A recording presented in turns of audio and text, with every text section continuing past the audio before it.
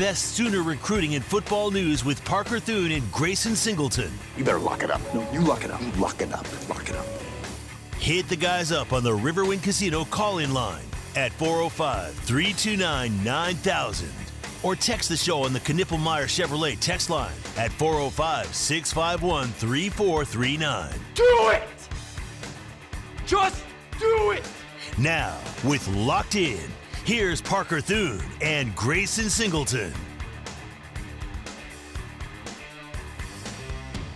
University of Oklahoma has hired a general manager. And boy, what a hire this is for the program. I led the 12 o'clock hour by calling it, in my mind, the biggest hire of the Brent Venables era to date. In case you missed it, in case you've been living under a rock for the last couple of hours, Oklahoma is bringing on the former executive director of the Reese's Senior Bowl, Jim Naggie, who has a nearly 2-decade background in NFL scouting departments and front offices prior to becoming the executive director of the Senior Bowl in 2018. He will now join OU's football staff as their general manager, the successor to the recently departed Curtis Lofton, who resigned his post effective February 1st. So the month of February has been primarily, I should say the focus administratively in the month of February for the University of Oklahoma has primarily been identifying their next general manager.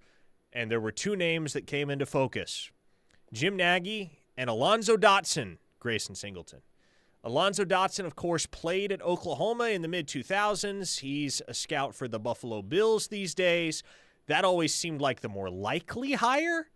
And to be clear, I still do think Alonzo Dotson is going to wind up on Oklahoma's staff in some capacity, even if not as GM.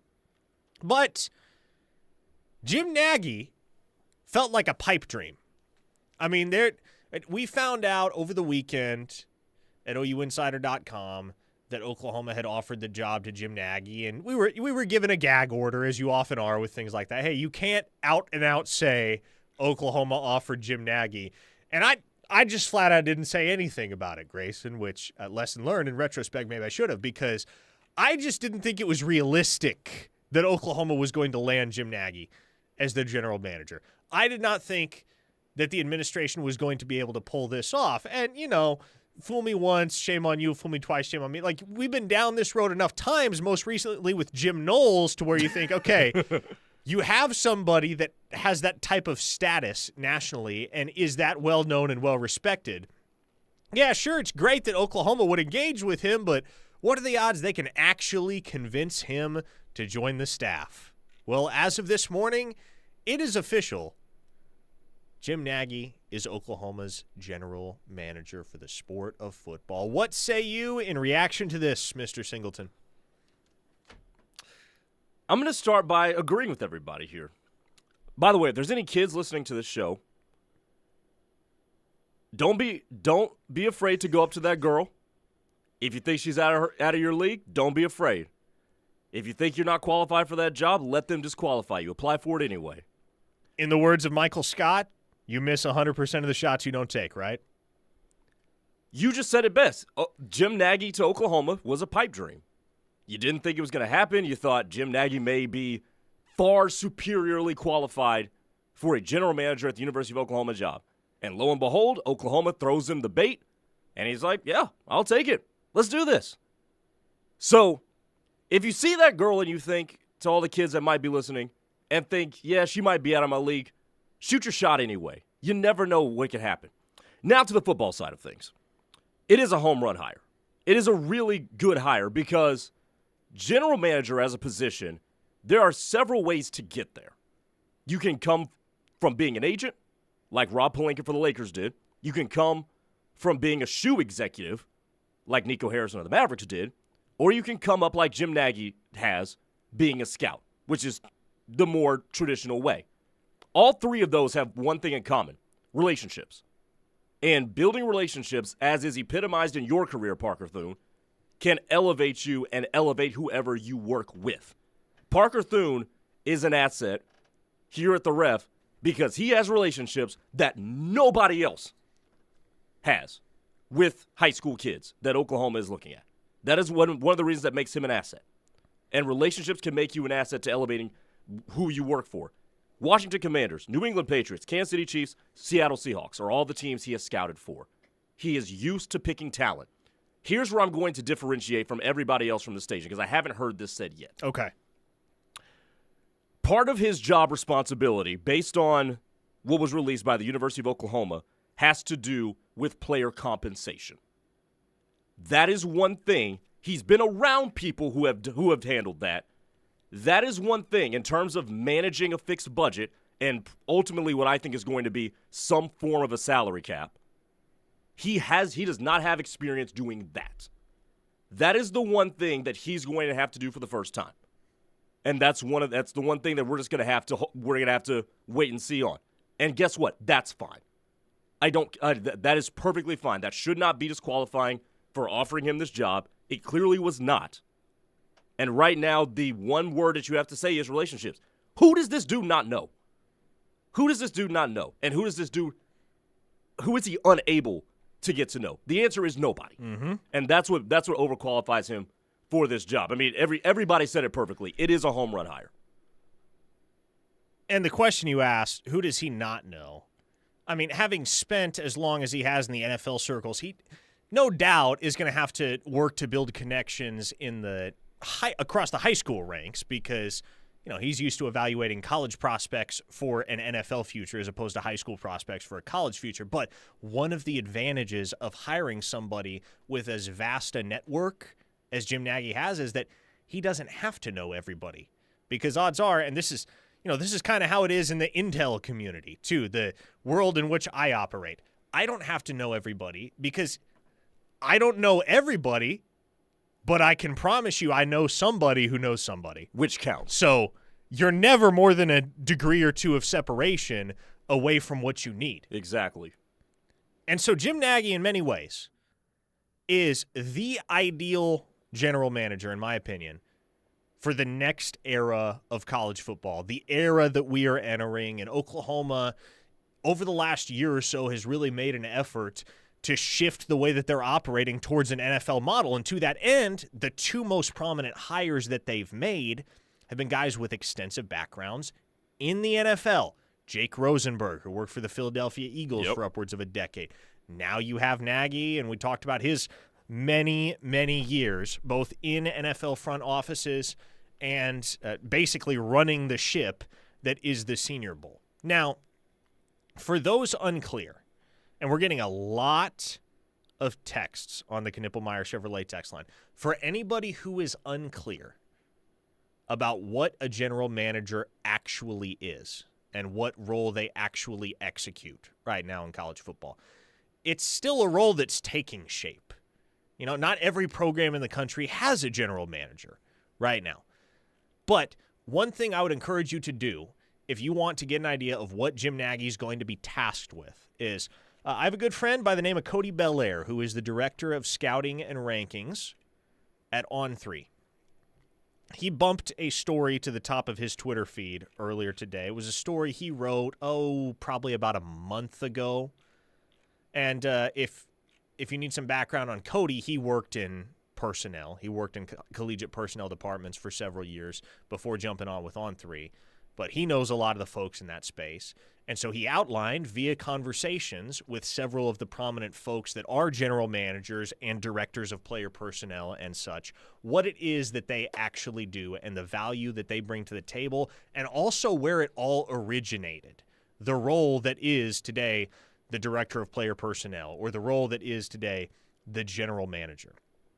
And so, again, if you want to access that story, you can just go to his Twitter feed. It's posted up there, and it's very well written, very comprehensive. His handle is just at Cody Belair, Bellaire. And so you can read his story. It's pinned on his Twitter profile, everything that goes into what the personnel department is, what the general manager role is. But I'll just pick out a couple of notable paragraphs from his story to try and give you guys some background as to what Jim Naggie is going to be doing at the University of Oklahoma and what he actually brings to the table, how he's going to affect the bottom line for OU football. Austin Thomas, who was the very first football general manager in the history of the Southeastern Conference when he took that job at LSU in 2016, said this to Cody about the origin of the DPP/GM role. The main goal was to identify and evaluate. You're doing prospect identification and discovery, getting things into a database, writing some brief evals. You're basically organizing the coaches so they can go recruit. You're managing boards. You're giving input with evals. Your role was to assist the coaches with their recruitment of prospects. When I got started, it was me and one other guy. That was it for full-time. I was making $65,000, and we had 4 or 5 students with us, but that was it. That was the personnel department. Now, in the last several years, Grayson, personnel departments have expanded in a major way.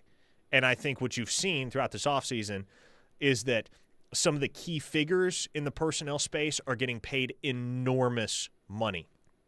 Chad Bowden, formerly at Notre Dame, took the job as USC's general manager last month. I believe he's getting paid somewhere in the neighborhood of $800,000. James Blanchard, who this is super interesting. Cody outlined in his story as well the rise of the phenomenon that is James Blanchard, who is Texas Tech's general manager and now makes over $400,000 a year for his role with the program. I think it's hilarious. James Blanchard, and I quote, was giving evaluations for free online to anyone that would listen. Quote, it all started on Twitter and message boards. I was working at a fire hydrant plant, building fire hydrants for a living, and while I was working, I would be watching high school highlight tapes. Basically, I would post to forums for all these Texas colleges with my rankings or players that I thought were the real deal. Then, shoot, I lost my place. This webpage is giving me problems. Man, this was going... Okay, here we go.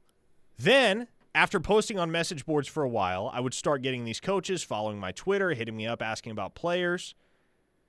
James Blanchard became so well known among recruiting fans in Texas that when Matt Rule took the head coaching job at Baylor in 2017, fans tweeted at Rule advocating for Blanchard.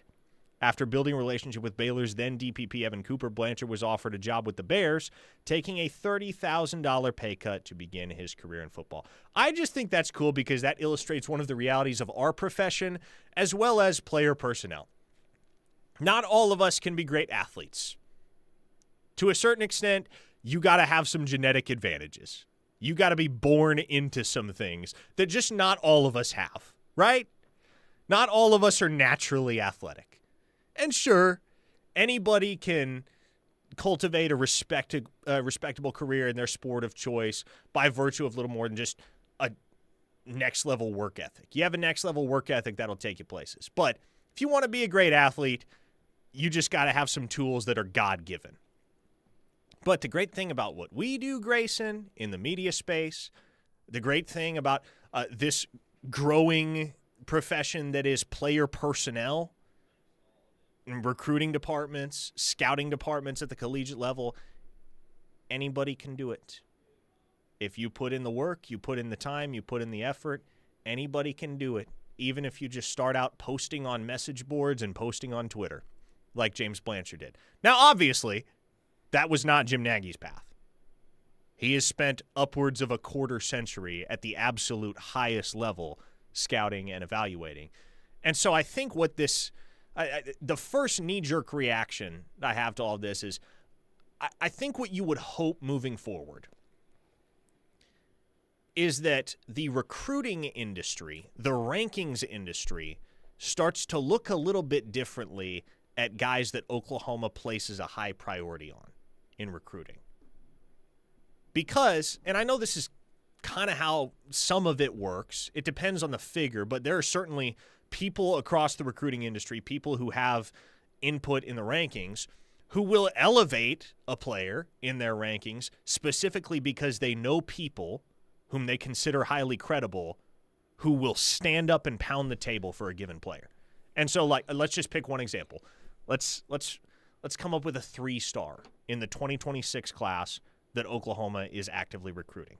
So let's just say, for the sake of the hypothetical, Jim Naggie gets to town and he gets the chance to sit down, start watching film, start doing his own evaluation, start giving his input, and he decides that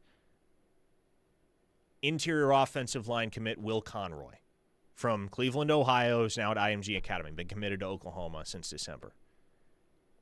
If his opinion is, this kid is unreal, we have the steal of the cycle with Will Conroy, I think what you'd hope is that the rest of the recruiting industry starts to come around a little bit more to giving him his due in the rankings category. Now, that's obviously not a necessity. What matters most is that they get to campus and perform at a high level. But I certainly think, like, it's not immediately apparent because it's obviously takes some nuance in the thinking, but this could mean, in a roundabout way, that Oklahoma elevates to a certain extent as far as where they rank nationally year over year in recruiting. There's a double-edged sword here, and you and I had the same knee-jerk reaction and totally different conclusions off of it.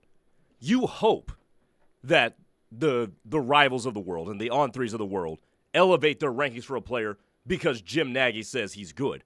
Mm-hmm. Here's the other side to that.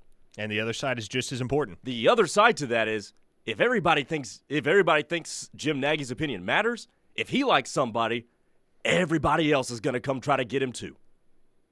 That's the other side of that thing that's going to happen. And that was my knee-jerk reaction once I went through his background as a scout. You have to remember when he was scouting for the Patriots and the Seahawks. Let's keep in mind what the Patriots and Seahawks did. They were excellent at turning 3rd, 4th, and 5th round guys into studs in the NFL. That is what those two teams did when they were at the height of competing for Super Bowls. So Jim Naggie is very, very good at finding diamonds in the rough and players who can be developmental projects. And because of that, and if everybody else knows the resume, if we know the resume, everybody else does. If everybody else knows that you can get guys like that, if he starts putting a bullseye on some of these guys, that's going to attract other people. In many ways, here's what I can foresee happening. The Oklahoma offer, the reality that you are being recruited by the University of Oklahoma, I think that's going to start to mean something now that Jim Naggie is on staff. And it already does mean something, but it could be a legit stamp. You know, because, for instance, I was having this conversation a while back with Caden McFarland, who works for KJRH up in Tulsa. He's been a regular guest with me and Steely in the past. He's a big Notre Dame fan. And there was a time just about a month ago, as a matter of fact, that Notre Dame was on the verge of hiring James Blanchard away from Texas Tech. And Caden texted me and he asked, hey, what of this hire? Is this a good hire? And I told him, I'll read you my exact text. Tech might have the most robust and competent personnel office in the country, and it starts with him. I would bet you good money that if you looked at every blue-chip prospect from the Mid-South region over the last 3 years, you'd find that Tech was the first P4 offer for over half of them, and first offer, period, for probably 30 to 40% of them. There are P4 personnel staffers at other schools who are told to watch out for kids that announce a Tech offer and then go evaluate them immediately. They're insanely good at evaluating. It just isn't reflected in the strength of their roster because the program naturally doesn't have enough sway to close the deal, at least not right now, with these recruits once the Blue Bloods get involved. So, in no small part due to the influence of James Blanchard, if you are a prospect across the nation, especially here in the Mid-South, and you get the Texas Tech offer, immediately that puts you on the radar for dozens of other FBS schools because everybody in the country has at least one person in their personnel department. Everybody that's taking it seriously has at least one person in their personnel department that is specifically told, hey, part of your job is you're going to watch social media and you're going to keep an eye out for anybody that Texas Tech offers. And whoever Texas Tech offers, we're going to get an eval on that player immediately. And so it's not something everyone is cognizant of, but that goes back to my point. The Texas Tech offer means something in the personnel space. I can see the same thing happening to an even greater degree with Oklahoma now that Jim Naggie is on board as their general manager. What do you guys think? Hit us up on the Knippelmeyer Chevrolet text line 405-651-3439. We will get to some of your texts on the other side. Oh, man. You've been following this Ole Miss Burnerverse story? What the hell is going on there, man? Like, what is this? I have thoughts on that. Okay, I'm here for it. I'm not sure if we'll get to them or not. My hope is that we don't have to. Maybe we can just talk Jim Naggie for an hour.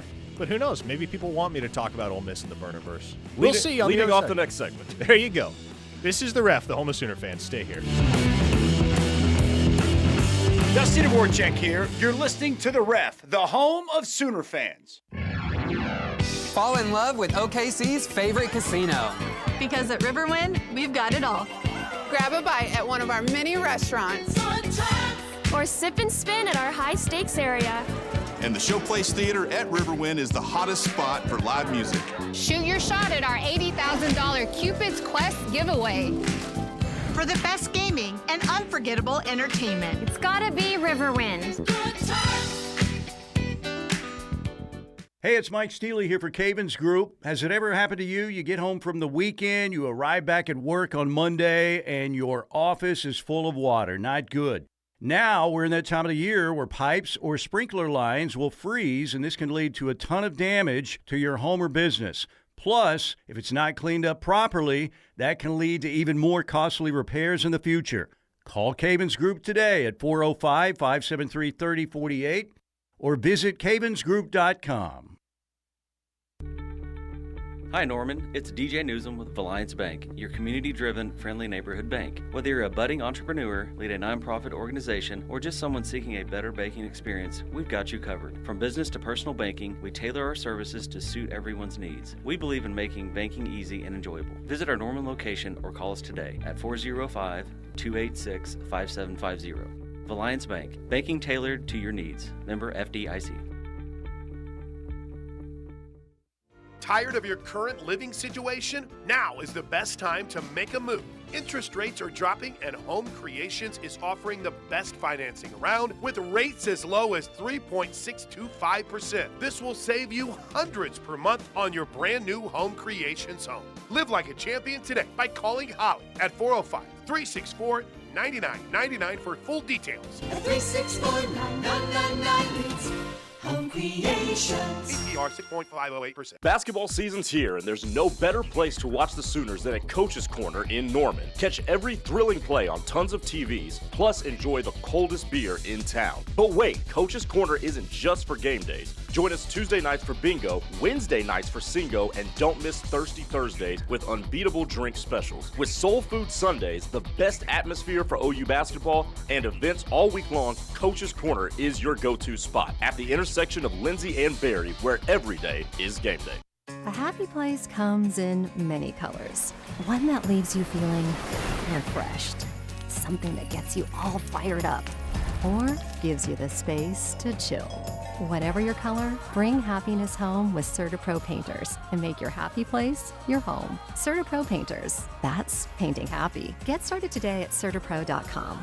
Each CertaPro Painters business is independently owned and operated. Contractor license and registration information is available at CertaPro.com. Are you looking for a luxury apartment for rent in Norman? The Falls at Brookhaven offers stunning 2- and 3-bedroom spacious floor plans with large walk-in closets, washer and dryer hookup, and a fabulous kitchen in a well-maintained, calm environment. From plush carpet to sleek stainless steel appliances to a pool, 24-hour fitness, and 2 dog parks, the Falls at Brookhaven has it all. Call our locally owned and operated community at 405-701-8233 or go online to thefallsatbrookhaven.com for a free tour and see what living in luxury is like. People are always looking to invest in a good opportunity. So what if you could invest in the future of kids, like a stock? Not the kind of stock that's about making money, but a stock for social change, called Better Futures. With your investment, it helps students like me go to college. My name is Charles, and I'm your dividend. Invest in better futures with UNCF. Visit uncf.org/invest. A mind is a terrible thing to waste, but a wonderful thing to invest in. Brought to you by UNCF and the Ad Council.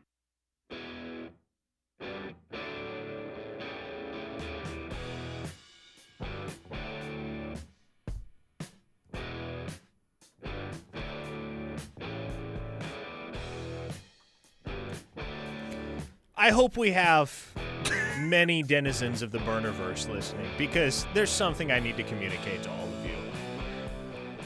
As someone that was in college not too terribly long ago, I can relate to the Burnerverse generation. I'm not that far removed from their age. Listen, folks, if you didn't see the story on your social media feed yesterday, how do I relay this in the most mundane of terms? There was a sorority girl at Ole Miss that I guess cheated on her boyfriend with her boyfriend's dad. And it is all over what is affectionately known as the Burnerverse, which in reality, if you're not familiar with the Burnerverse, let me explain it to you. It's a bunch of college kids, mostly at SEC institutions, that tweet wild things from Twitter accounts that have fake avatars and fake identities, usually humorous, right? Like, for instance, I will say this. There's a difference between good Burnerverse and bad Burnerverse. Let me give you two great examples of good Burnerverse. Honestly, the man I consider to be the Burnerverse OG is Cyclone Larry. Yes. Cyclone Larry is the godfather of the Burnerverse. Cyclone Larry is an Iowa State fan that just tweets bangers from his burner. Generally about Iowa State, but broadly about college athletics. He's a legend in the Burnerverse. A more relevant OU example of good Burnerverse would be Ronnie Crimson, who's a regular on the text line. Ronnie Crimson is awesome, and he's hilarious. And he doesn't tweet things that are going to come crashing down on him 10 years from now when it's revealed that he is who he is behind his Burnerverse avatar. Ronnie Crimson just tweets about OU sports, mostly OU baseball. And he's funny, and he's irreverent, and it's great. It's enjoyable to open Twitter and see another banger from Ronnie Crimson. But the bad side of the Burnerverse, the people who... They're people who will post videos blackout drunk. They will post photos of their Hinge date, allowing their Burnerverse buddies to objectify the young lady in question. They will tweet racially insensitive things for the sake of clout. Listen, folks, if you don't understand this now, and again, I was young not that long ago. When you are that young, especially when you are in college, you feel invincible. You feel untouchable. You feel like, oh, man, I'm just having fun. There's no way this could ever come back to haunt me down the road. It's not a conscious thought that you have. But we live in the digital age. Everything that you do can be traced back to you. Believe me, the government is watching your every move. And you think you're safe on Burnerverse Twitter? You're not. I promise you. And I'm just waiting, like 5-10 years from now, I bet you there will be an epidemic of college kids that can't get the job they want, or they wind up canceled because it becomes apparent publicly that they were behind this burner scandal from back in 2025. Saying things that they would never say if they had to attach their actual face and their actual identity to it. So, folks, I am begging you, if you're going to participate in the Burnerverse, please be a Ronnie Crimson or a Cyclone Larry. Please don't be someone that uses racial slurs or objectifies women or posts photos of illicit substances. Please just tweet about college sports, okay? I'm saying this for your own good. What is fun right now probably won't be fun 5 years from now when you have to explain it to a prospective employer. And if you don't think that's going to happen, believe me, it's going to happen. I live in constant fear. Constant fear. I think everyone should. If you've been on the internet since, I don't know, early teenage years, perhaps even earlier, as many of the folks of our generation have, Grayson, you should live with a healthy fear that at some point something from your past on the interwebs is going to come back to haunt you. Because I don't remember every single thing I've ever posted or ever said on the internet.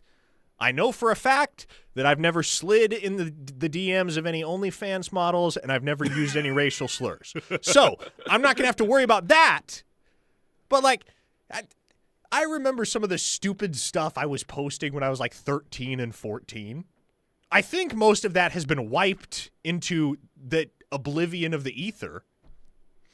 But, folks, you have to be very, very careful with everything you say and do. Especially now because the owner of Twitter is damn near second in command to the freaking president. Mm-hmm. DC Sooner on the text line. My Ole Miss wife only responded with, that tracks. Bro, relationships in the SEC are so strange. You're telling me, man. You're telling me. I saw that story. And I was like, there's no coming back from that. Again, folks, I'll say this, and you won't be able to tell me that I didn't warn you. Down the road, when you wind up on the wrong end of some consequence, nothing you do is anonymous. Nothing you do is anonymous. Nothing whatsoever. 405-651-3439. Hey, there's a detail to this Jim Naggie hire, or Naggie. I got to get it drilled into my head, that I think everyone has overlooked for the most part. Not overlooked completely. I know it's been talked about a little, not a ton.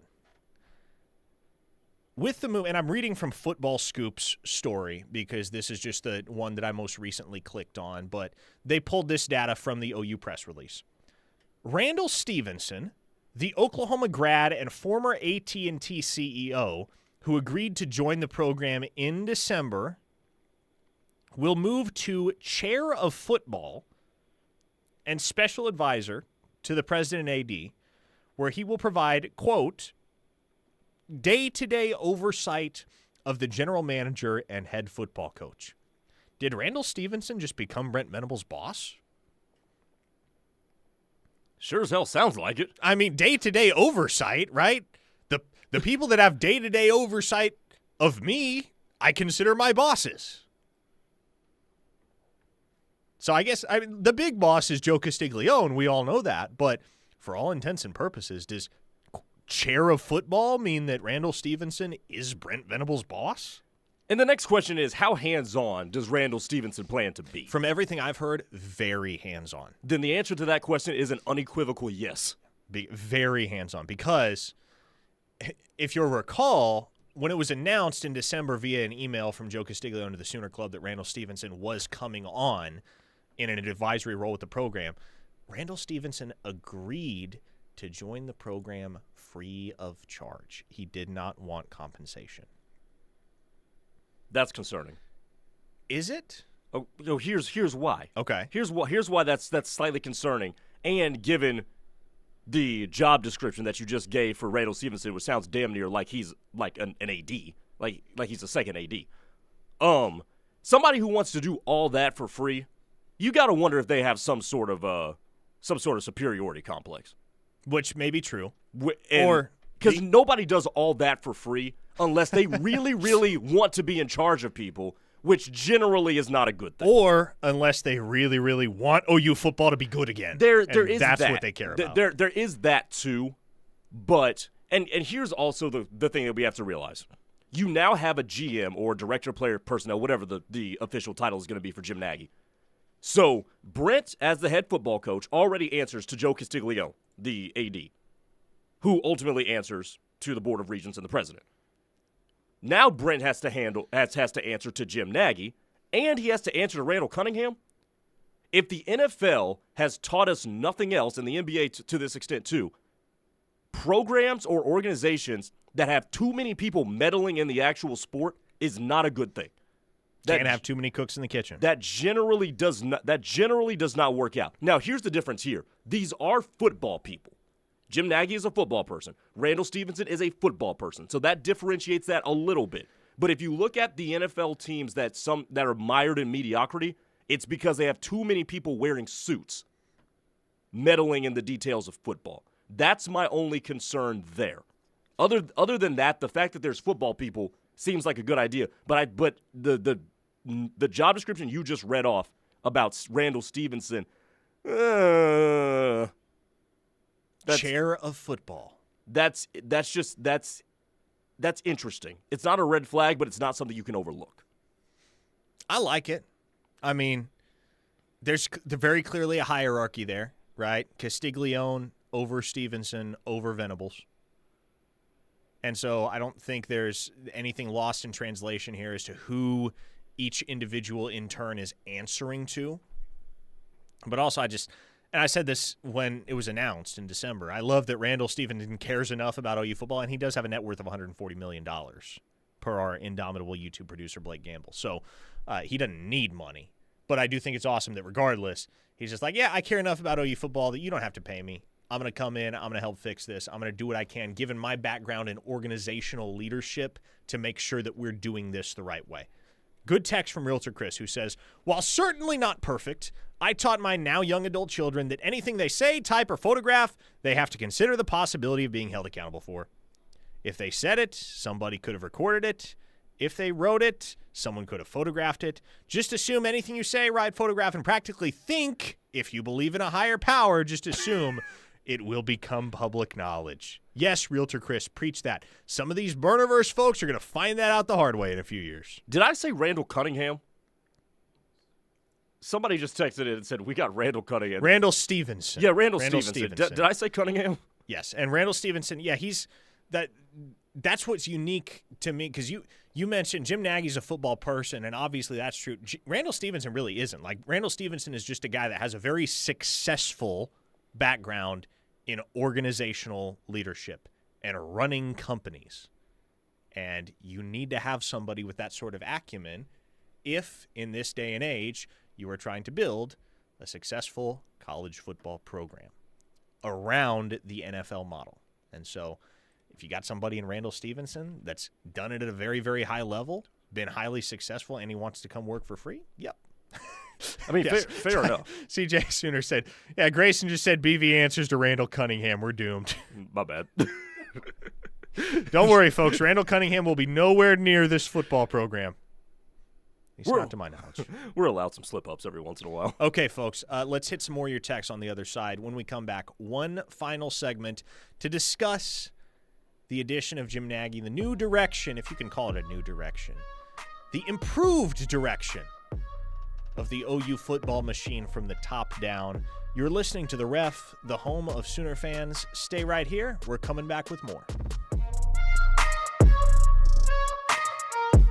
Bleed Crimson? Love great Sooner talk?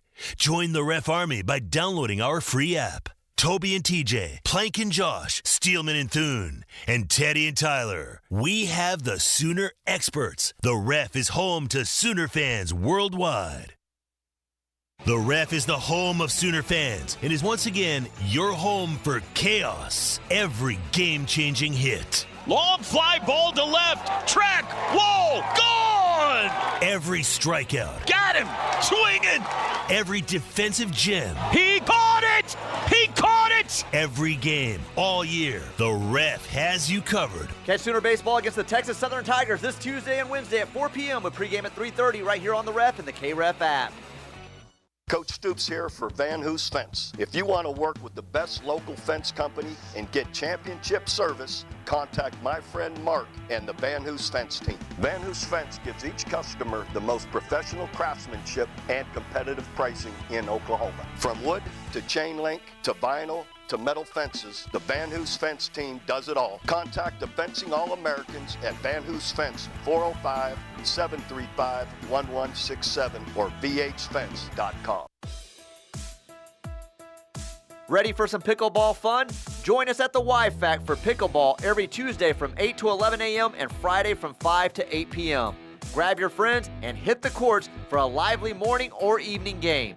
If water fitness is your pleasure, Aqua Zuma classes are every Monday, Wednesday, and Friday at 9 p.m. Go online at yfac.com to learn more about day passes and memberships.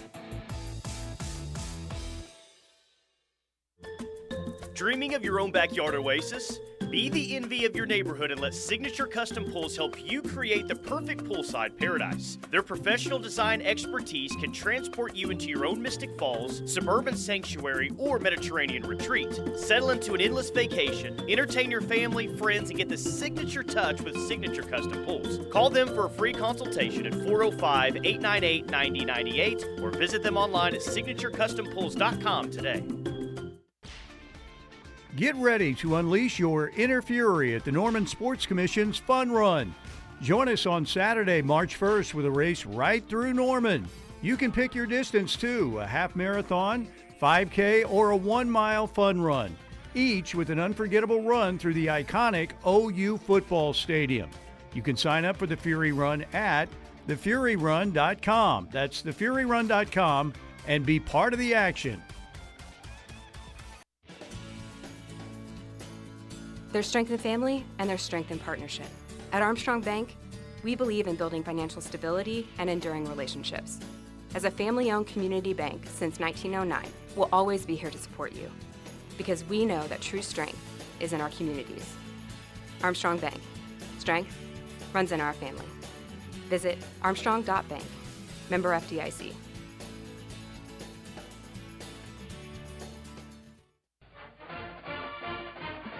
It's senior day at the Lloyd Noble Center when OU women's basketball hosts Alabama on Sunday, March 2nd at 1:30. Join us for the regular season finale as we celebrate the Sooners' remarkable senior class. Plus, get 4 tickets, 4 hot dogs, 4 sodas, and 1 popcorn, all for just $48 with the Sooner Sunday 4-pack. Reserve your seats today at Soonersports.com/tickets. As we wonder why our kids are struggling, someone is getting bullied. As we discuss how to improve their mental health, someone is being harassed on social media. As we wonder why they're skipping school, someone is crying themselves to sleep.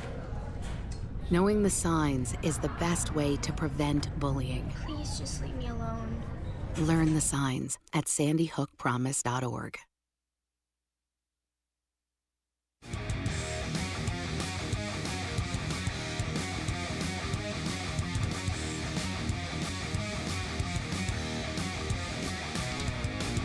Frisco Sooner on the text line says, I am much, much older than you guys, and I will have to say, this sounds like the dumbest crap I have ever heard. Burnerverse? Thank God I didn't grow up and go to college in today's times. When I was in college, all we cared about was drinking beer and hitting on girls. I guess today it's cool to make fun of someone or degrade them. Yes, well, what's actually cool is clout, Frisco Sooner. That's why the Burnerverse exists. For people to cultivate clout. And clout is one hell of a drug. It's going to bring a lot of people down in the coming years. 405-651-3439 is the Knippelmeyer Chevrolet text line. I mentioned this earlier, but it really does say a lot about the hire of Jim Naggie when you have this many prominent national folks chiming in with their opinion of just how good of an addition this is for Oklahoma. If this were really anything less than a Grand Slam home run hire, you wouldn't have people like Ross Dellinger and Josh Pate and Tom Pelissero and Max Olson and Nash Talks Texas giving it up to the University of Oklahoma. When Nash Talks Texas says that it's a good hire for OU, man, you know those words tasted like vinegar coming out of his mouth, or I suppose off his fingers. On the YouTube side, and if you don't know, now you know, we are on YouTube every single day, streaming live on the KREF Sports YouTube channel. The poll question that I asked today on the YouTube side was, what area of the OU football program will benefit the most from the hiring of Jim Naggie? The answers are as follows. 42% of you said recruiting. Naturally. 35%, though, said transfer portal. 11% said staffing. 11% wrote in a response that did not fall under those 3 categories. And 1% of our listenership on the YouTube side vanished into the void. So hopefully you were not among that 1%. But recruiting, transfer portal, definitely, Grayson, the two areas that you would most expect Oklahoma starts to experience a higher level of success within. I'm going to say this is a good one. I'm going to say the transfer portal. And here's why. Even though Naggie is definitely going to have connections to high school players, he's most experienced recruiting upperclassmen and scouting upperclassmen because he's been doing it for the Senior Bowl and to put guys into the NFL. By the way, the Senior Bowl is coming off of a year where they got the most players ever drafted in the 7-round NFL draft. I think it was something along the lines of 110, which by the way is just short of half of the picks in the NFL. There's 256, I believe. So he's riding a hot streak recruiting and scouting upperclassmen. So those are the guys that you want in the portal, which makes him extremely, extremely interesting to OU because like you talked about a month ago when OU was telling guys like the Harrises to, hey, you might want to go find somebody else to play for because we need guys that can help us win now. Those are the kinds of guys that Jim Naggie has been scouting and evaluating over the last couple of years. So that's why I would go with transfer portal for Jim Naggie in terms of his immediate impact. And the other thing, and this goes back to the one of the conversations we were having yesterday about the reality of tampering in college football. This ties very naturally in with that whole line of discourse is who does Jim Naggie know?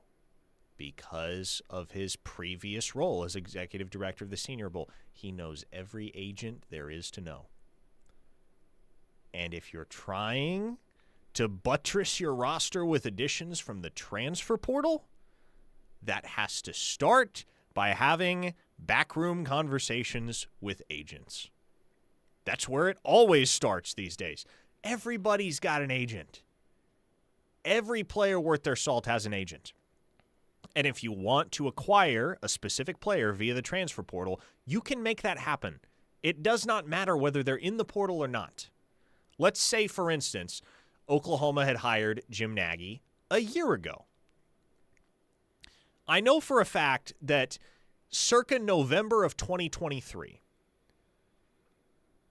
the staff at Oklahoma had caught wind of this tight end, Bowling Green, that they thought was just going to explode. Was already looking pretty solid. I believe as a redshirt freshman at the time. They thought, okay, this dude, he could be a major asset for us, and if he hops in the portal, we're going to jump all over him. That was Harold Fannin. Harold Fannin just set a record last year for most receiving yards in a season by any tight end in the history of college football. And he's going to be a very high draft pick come April. If Oklahoma had hired Jim Naggie a year ago, Jim Naggie, 20 minutes after getting to Norman, could have been on the phone with Harold Fannin's agent, brokering a deal to get him into the transfer portal and to the University of Oklahoma. And that's just one example, right? If you see a player on another roster somewhere that you would like to have, you can have that player. Nobody is off limits. And it works both ways, right? You have to be concerned about other schools coming and poaching your talent. That's very much a concern. But if you see somebody like that and you feel like you got to have him, man, this dude would do wonders. That's where a guy like Jim Naggie and his expertise and his connections come into play in a major way because he can make it happen. He can find a way to get the player in question to Norman, Oklahoma. And so as much as you would expect Oklahoma to evaluate better and recruit more effectively and just be better organized in that sense from a high school standpoint, yeah, when portal season rolls around, man, fully expect Oklahoma to be one of the biggest players in the country. Now, the money's going to have to be there, certainly. But just as far as getting a head start on these kids, that's really, and if you go back, there was another article, I forgot who wrote it. Somebody did an article a few weeks back on how Texas Tech built the #1 portal class in the nation. I believe it was an ESPN reporter. I believe I read the story on ESPN. But that was all Tech's personnel department did throughout the 2024 season, is they watched tape from other teams across the country. They identified players that could be an upgrade for them, that could be worth the scholarship if they jumped in the portal, and they were ready as soon as the portal opened to get on the phone with that player and start recruiting them to Texas Tech the second they appeared in the transfer portal. And it paid off for Tech. Now, again, they had to have the money backing it, which they did because they had Cody Campbell of Double Eagle Energy funding it all. So for Oklahoma, as long as the money's there, man, you could be looking at a program that absolutely cleans house in the portal every single season. And a program that's not making speculative takes in the portal. For instance, an example of a speculative take from the recent past would be somebody like Kenai Walker, right? When Oklahoma got Kenai Walker out of the portal, he had just redshirted his first year at Louisville. He was a 3-star recruit. What was tantalizing about him was that he was 6'2", 205. Good size for a cornerback, good athleticism. He looked the part of what an elite cornerback could be if he shored up some other aspects of his game. And that just never happened, right? That never happened in the 3 years that he was at Oklahoma. But at that time, that was what Oklahoma had to do. They had to bet on guys. Now you're at the point where you probably don't have to bet on guys. You can just go pick the dudes that you think are the best. And again, as long as you have the financial backing, you have somebody in Jim Naggie that can go find the best, and you can go acquire those players. Couple of things. Number one, because this came up on the text line with one texter. My point with Randall Stevenson was that sometimes there's just too many people involved with sports. That's not a personal thing against Randall Stevenson. That what I was saying. So I do want to clarify that in case somebody else got thrown off of that. The second thing is you're right. And here's what I want to piggyback off of, Parker. The money has to be there. If you're going to clean house in the transfer portal, the money's going to be there. Well, where does the money come from? You can set yourself up better than everybody else with donor money. And right now, OU's been in a position where clearly they've been asking for more donor money. You know it can get people to give you an infusion of cash? Hope that things are getting better. And hiring Jim Naggie with the way that it has been unanimously celebrated. Nobody has a negative thing to say about it. I may have been the first person to say something negative, but that's because it's something he hasn't done in terms of managing a cap, and I think he's going to do a good job at that.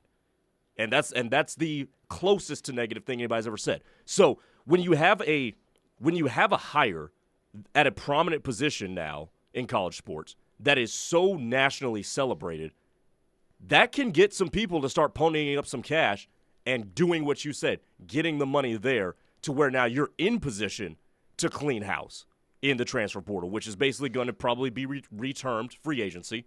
You have a lot of money to spend on free agents now, and that's going to help Jim Naggie do his job, a job that he can do very, very well, a lot better. I would like it if we just called it free agency, because that's what it is. Just say XYZ player has chosen to become a free agent, because that's what it amounts to. Glenn from Nashville on the text line says, I hope you are correct about the hire of Naggie, but it kind of reminds me of the guy that shows up to the golf course with the latest shiny new clubs and the latest shiny new golf shoes and then proceeds to duff his drive into the nearest pond. At some point, all these hires that we're making and all these CEOs that we're appointing have to translate to the field. Amen, Glenn from Nashville. You're 100% correct. Oklahoma has to start winning football games now. Because guess what? Nobody's going to be talking about Jim Naggie, at least not in a positive light, if OU goes 6-7 again in 2025. You have the pieces in place. You have the people that you believe in. You have what you believe, understandably so, are championship ingredients. Now you got to start cooking. Big John from Texas says, Parker, explain it to me like I'm 5. With this hire, we have better connections and can work the back channel side of things. Do we think our OU compliance is going to look the other way? They better. What is there to comply with anymore? Really? And what is the NCAA going to crack down on you for? I brought it up yesterday in the story that Pete Nakos did for On 3. Everybody's tampering. And if you're not tampering, you're falling behind. And I promise you, Jim Naggie, given all his connections, we joked yesterday about OU hiring a quote-unquote director of tampering. That'll probably be part and parcel of Jim Naggie's responsibility, is making sure that OU's in a position to initiate those back-channel conversations very early on with prospects that they believe, players that they believe can enhance their winning product. Okay, folks, there's much more to discuss regarding the hiring of Jim Naggie and what this means for OU football moving forward. So we will turn it over to Tyler McComas and the Buckus Award winner Teddy Lehman on the other side for the rush. Grayson and I will see you again tomorrow. Same time, same place. Thanks for hanging with us on this Wednesday installment of Locked In. You're listening to the Ref Sports Radio Network. Don't go anywhere.